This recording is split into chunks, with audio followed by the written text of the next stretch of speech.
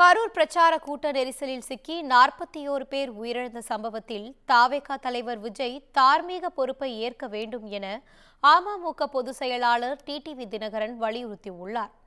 திருச்சியில் செய்தியாளர்களிடம் பேசிய அவர், கரூர் விவகாரத்தில் முதலமைச்சர் சரியாகத்தான் செயல்படுவதாக நான் கூறியதும் அவருக்கு ஆதரவாக பேசுவதாக என்னை விமர்சித்தனர்.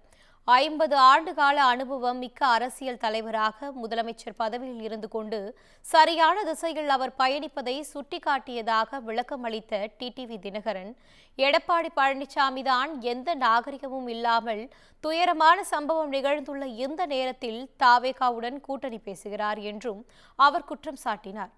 நம்மை மீறி நடக்கும் விபத்துக்கு கட்சித் தலைவர் காரணம் என கூறி விஜயை கைது செய்தால் மற்ற அரசியல் கட்சிகள் கூட்டம் நடத்துவதில் சிக்கல் ஏற்படும் என்றும் கூறினார். அனுபவ குறைவுனால அவங்களுக்கு அவ்வளவு தொண்டர்கள் வந்திருக்கின்ற இடத்துல அவர்களுக்கு உரிய அடிப்படை வசதிகளை இப்ப நம்ம கூட்டம் போட்டோம்னா ஆர்ப்பாட்டம் அறிவிச்சா வெயில் நேரமாக இருந்தா கூட அவர்களுக்கெல்லாம் குடிக்க தண்ணீர் பிஸ்கட்லாம் கொடுப்போம், எல்லா கட்சிகளும் செய்வாங்க. அவர்களுக்கு தெரியாமல் இருந்திருக்கலாம், அது கூட அவங்க வேணும்னு செய்யலன்னு நம்ம சொல்லலை. இந்த நேரத்தில் அவர் கூட்டணி பற்றி பேசுவதெல்லாம் எந்த ஒரு மனிதருக்குமே இருக்காது, எந்த ஒரு தலைவருக்கும் இருக்காது. ஆனா பழனிசாமி அவர்கள் ஒரு ஊரா போய் கூறதை பார்த்தா அவரை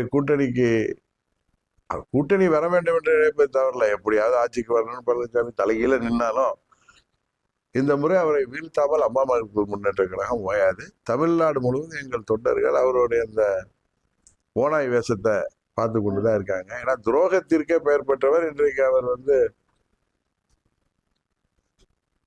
தூத்துக்குடி ஸ்டெர்லைட் ஆலை வேகத்துல 13 பேரை துப்பாக்கியால குருவியை சுடுறது போல சுட்டு மரணமடைந்த சமயத்துல